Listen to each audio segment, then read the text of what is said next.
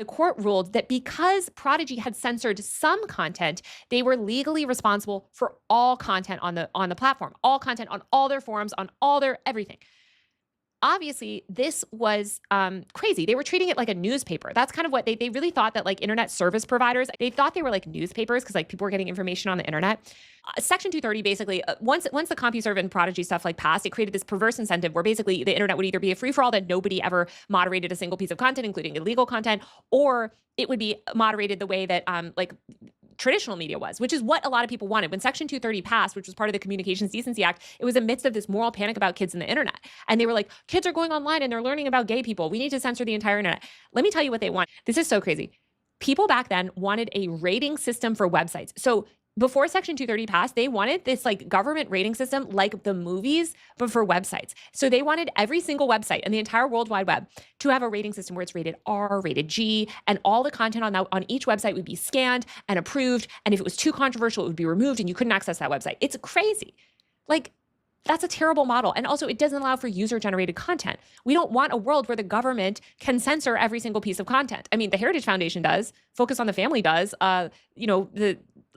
these right-wing groups do. We don't. Like, we as Americans don't.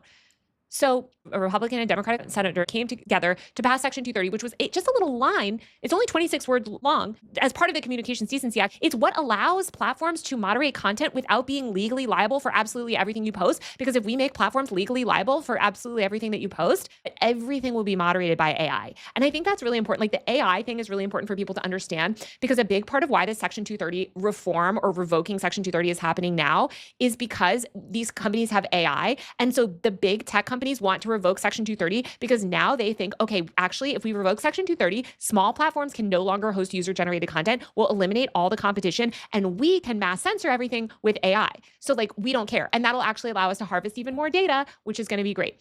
So sorry, I'm getting so worked up. Like I feel, you guys, if you could feel my heart rate right now, like I feel so passionately about this because it's like, I don't want to live in an AI censorship apocalypse for Joseph Gordon-Levitt to be doing this when the Department of Homeland Security and ICE is hauling people off the streets using data from these social platforms that he's arguing should be able to collect more data. It's just disgusting. But anyway, let's listen to what else I just had to go on that side tangent because like he's so full of it when he says like, the internet wasn't like, the platforms were really different back then. No, they weren't. That's the whole point. That's why Section 230 exists. But that's not how things work anymore. Today, the internet is dominated by a small handful of these gigantic businesses that are not at all neutral, but instead algorithmically amplify whatever gets the most attention and maximizes. Yeah, again, they're doing that through harvesting data. Are you out on the Hill arguing for data privacy reform? Is that why you're up there? Are you out on Capitol Hill yelling about all this stuff? Which, by the way, I agree with him on this stuff, that he's right. He's right about the problem. But is he there to argue for the fix? Is he there to argue for data privacy protections, for consumer protections on the internet? No, he's there to argue for the exact opposite. And that's what's so insidious. Ad revenue.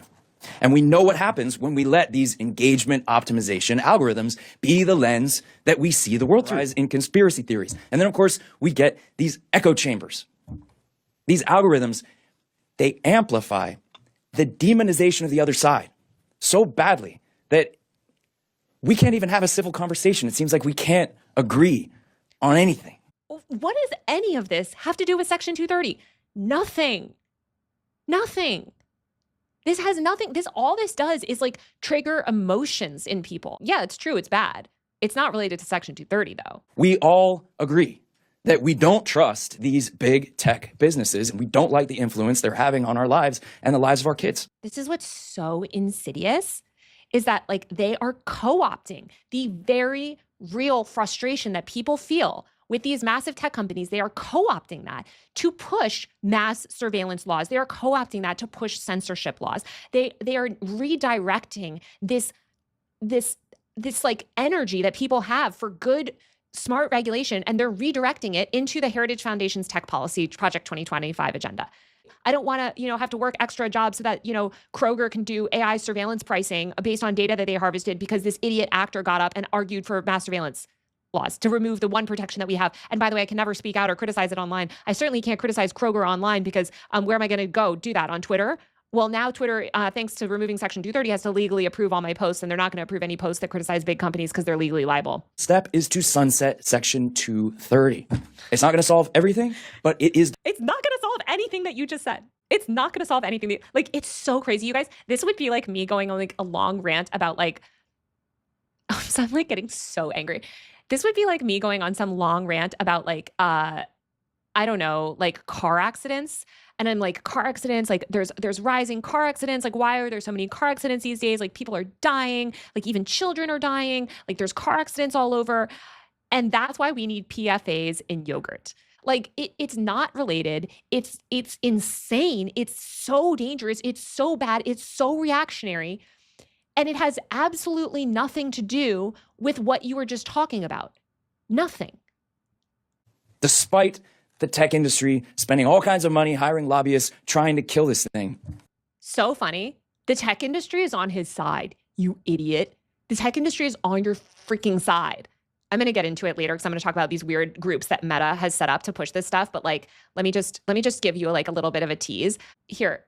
Like Meta, this group, the Digital Childhood Alliance, which is a coalition of conservative parent advocacy groups, Meta is funding them. Meta is funding them. Meta was the primary backer of FOSTA SESTA and the first major attack on Section 230. So shut the F up.